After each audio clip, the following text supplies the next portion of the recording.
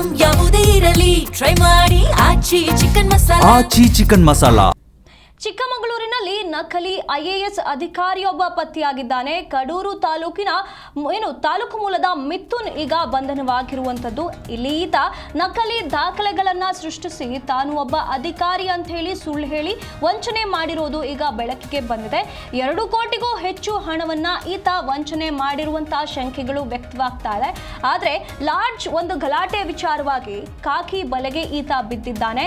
ಬೆಂಗಳೂರಿನ ಉತ್ತರಹಳ್ಳಿ ಪೊಲೀಸರ ಬಲೆಗೆ ಈ ಒಬ್ಬ ಫ್ರಾಡ್ ಬಿದ್ದಿರುವಂತದ್ದು. ಕಾಫಿನಾಡಲ್ಲೊಬ್ಬ ಈಗ ನಕಲಿ IAS ಅಧಿಕಾರಿ ಪತ್ತೆಯಾಗಿದ್ದಾನೆ. ಬೆಂಗಳೂರಿನ ಉತ್ತರಹಳ್ಳಿ ಪೊಲೀಸರ ಬಲೆಗೆ ಈ ಫ್ರಾಡ್ IAS ಸಿಕ್ಕಿರುವಂತದ್ದು.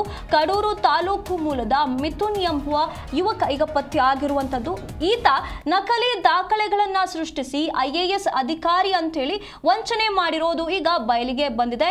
ತಾನೊಬ್ಬ NHM ಅಧಿಕಾರಿ ಅಂತ ಹೇಳಿ ನಟಿಸಿ ಇಲ್ಲಿ ಎಷ್ಟೋ ಜನರಿಗೆ ಈಗ ಪಂಗನಾಮ ಹಾಕಿದ್ದಾನೆ. ಇಲ್ಲಿ ಮೆಡಿಕಲ್ ಸಪ್ಲೈ ಹೆಸರಿನಲ್ಲಿ ಲಕ್ಷಾಂತರ ರೂಪಾಯಿ ವಂಚನೆ ಮಾಡಿರುವಂತ ಆರೋಪ ಈತನ ಮೇಲೆ ಕೇಳಿ ಬರ್ತಾ ಇದೆ. ನಕಲಿ IAS ಹೆಸರಿನಲ್ಲಿ ಹಲವರಿಗೆ ಹೆಚ್ಚು ಕಮ್ಮಿ 2 ಕೋಟಿ ರೂಪಾಯಿಗೂ ಹೆಚ್ಚು ಹಣದ ಮೋಸ ಮಾಡಿದ್ದಾನೆ ಅನ್ನುವಂತ ಆರೋಪ ಈತನ ಮೇಲೆ ಕೇಳಿ ಬರ್ತಾ ಇದೆ. ಆದ್ರೆ ಬೆಂಗಳೂರಿನ ಒಂದು ಲಾಡ್ಜ್ ಗಲಾಟೆ ವೇಳೆ ಈತ ಸಿಕ್ಕಿಬಿದ್ದಿದ್ದಾನೆ.